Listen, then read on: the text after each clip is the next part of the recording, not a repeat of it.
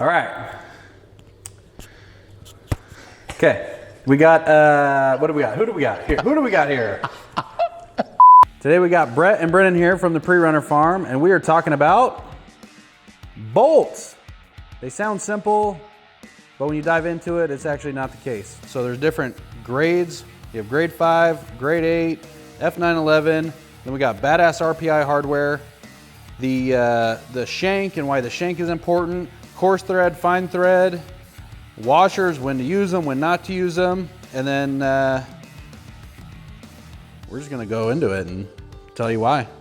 How this has all come to be and why we've learned so much about bolts the last couple weeks is I'm getting ready to put my Everson Performance truck back together.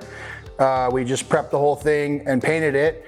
And as I was preparing to get all the bolts correctly measured and shanked, Brett and I spent a few hours going through every single bolt and getting the correct shank measurement. Which is the outside to outside. So the tab to tab, outside to outside is the measurement that you need for that. Yes, so we went through and spent a couple hours.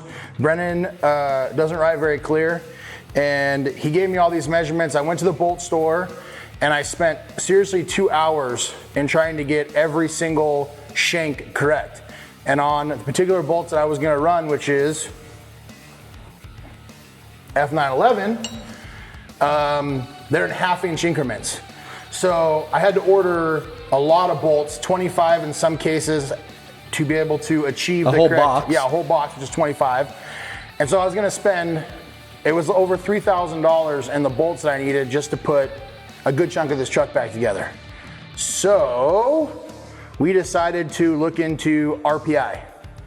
We know it's the best, and it's just always been something that was kind of out of our scope of what we thought was doable, but it's way better.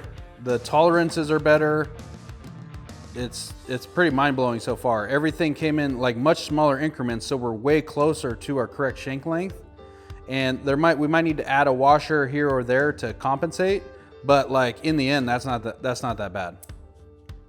But we should probably talk about why the shank is important. And so the shank length is from where your threads stop to where the head of the bolt starts. And so this is the part that you want from tab to tab. Because the shear point on the bolt and where the weakest point is where the threads start. And that's why you want to have your tab in here.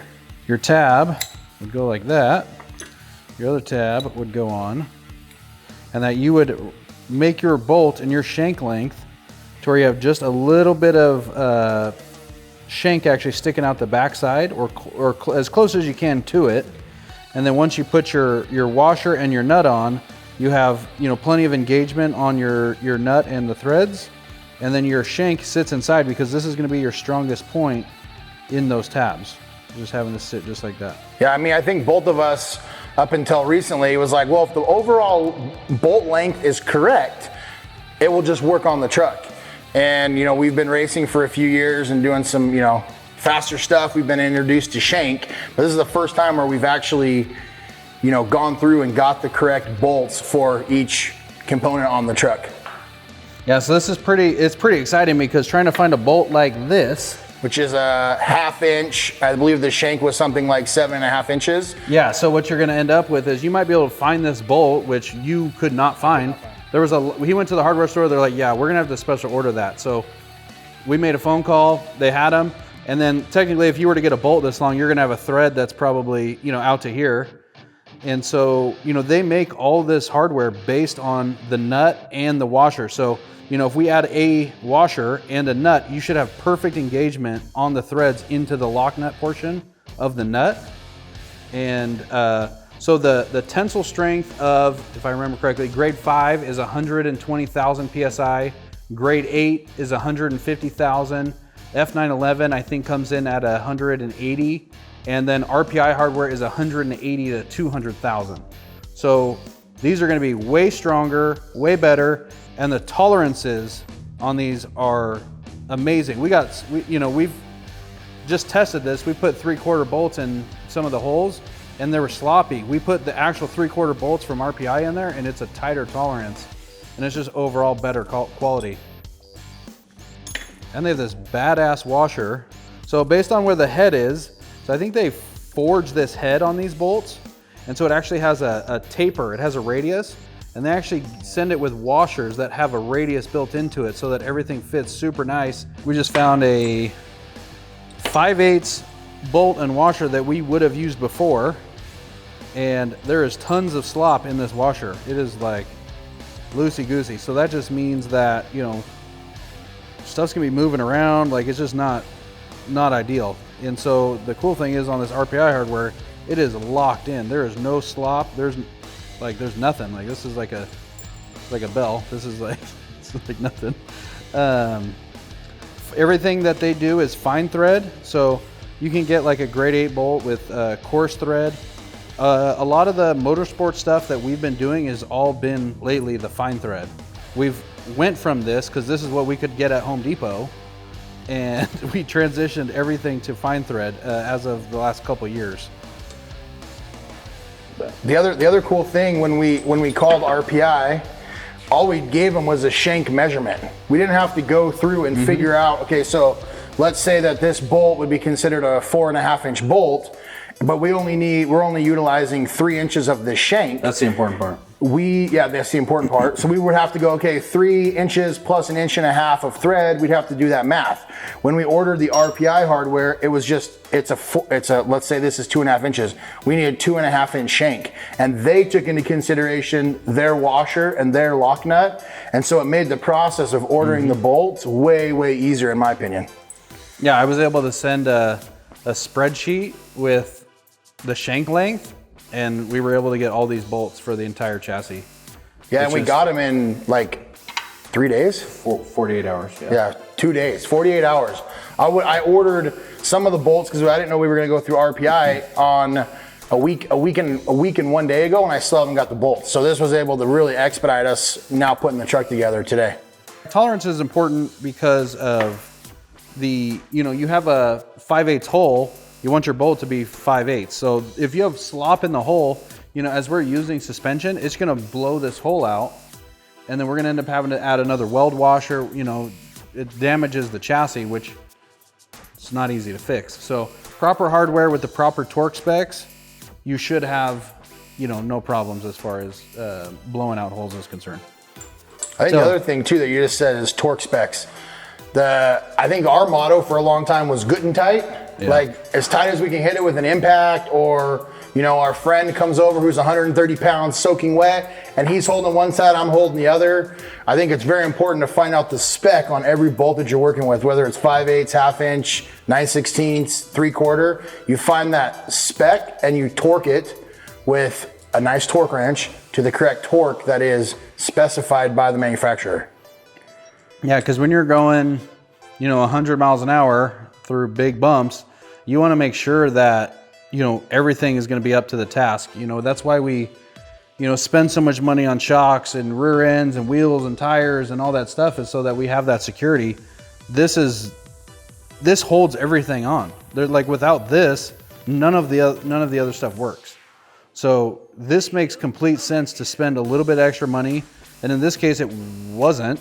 It was similar cost based on, you know, having to buy extra bolts, things you don't need. Like, yeah, you'd have extras, but you don't need them.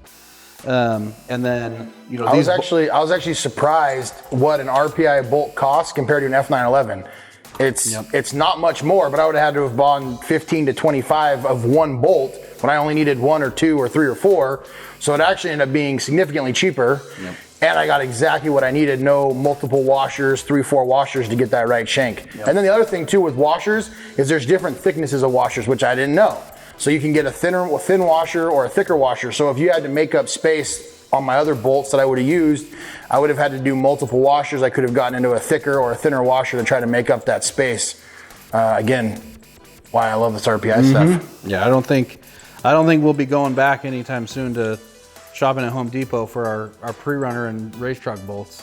Yeah. We spent a lot of time at Home Depot grabbing bolts, and that's over as far as I'm concerned. So we'll get some up close shots of like shank and how everything else works, and then see what's up.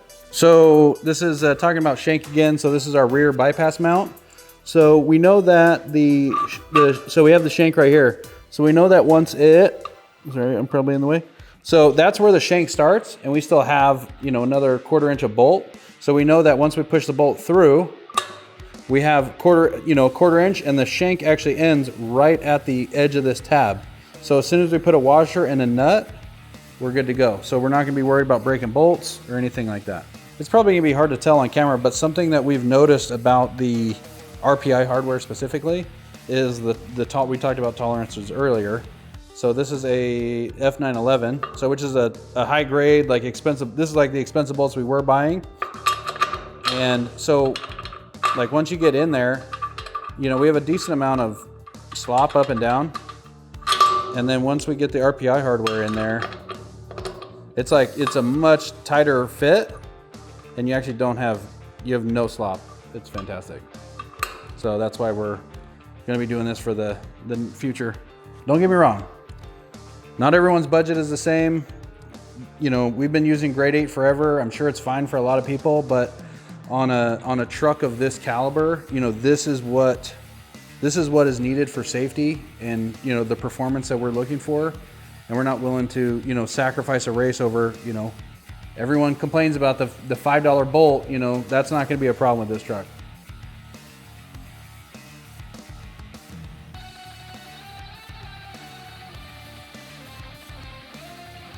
Okay, so from here on out, we're just gonna be doing stuff on Bret's Everson. So we'll try to document everything that we're doing as much as we can, stuff that's relevant. Bolting stuff on, we're not super worried about, but Bret got a TE Designs skid plate for a 2.5 ton Harbor Freight jack, aluminum race jack. Harbor Freight, yeah, the Harbor Freight jack. So we're gonna do the skid plate on that, and then we'll do the install, show you how it comes in, clicks out. We gotta weld it, we gotta do a couple things. And then the other thing we're gonna talk about is torquing and going through the torque specs on all the bolts once we get the truck closer to a rolling chassis. And then hopefully I get to document putting a hood on my truck finally. That's gonna happen. It's happening. We're gonna do it. Probably not gonna do it. Thanks for watching. Comment, like, subscribe. Be my friend. Bret, Brennan, Prerunner Farm, let's go.